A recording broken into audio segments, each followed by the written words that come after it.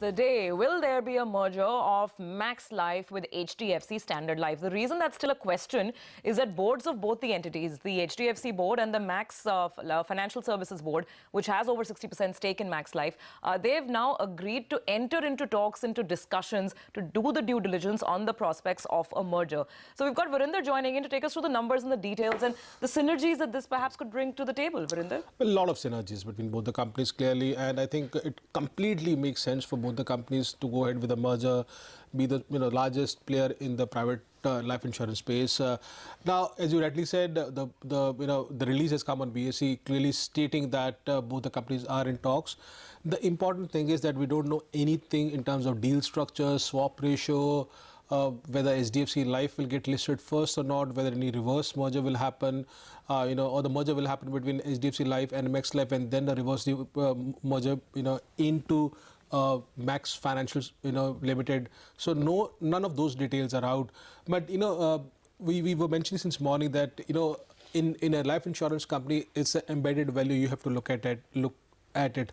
And if you go by the embedded value, the industry is trading around 2 to 2.2 times price to embedded value.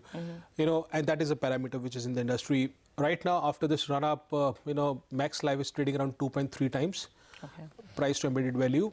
HDFC Life, based on the last deal, what was announced, where Standard Life picked up stake in HDFC Life, and HDFC Life market cap is 19,000 crore and price to embedded value around 1.9 times. So, considering that people on the street are now believing that, some of the life insurance companies who have bank insurance, that means in a simple language that tie up with banks, will have a faster growth going ahead.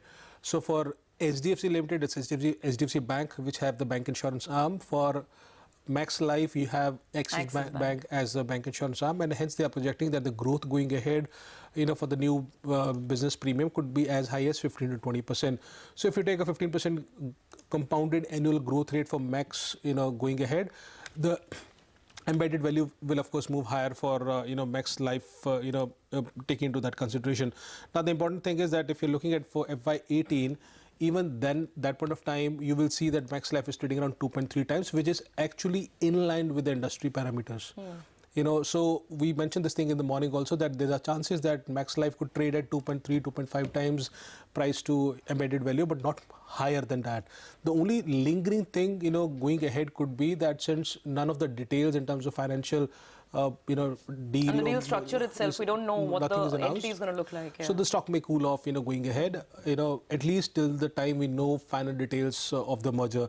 Also, the stock has run up from 320 to 500 in the last, 3 or 4 months. So, that is also a factor which you have to, understand that the stock has already run up. So, in simple words, people who were smart enough, they bought earlier. And at this point of time, I think don't try to chase what the stock has already run up. So it is a super merger. It is, both are great companies, but going ahead, the financial details are very, very important. The swap ratio is very, very important, for this deal to, commence, to finalize and everything. All right, Varinder, thank you so much for that. Now, there's an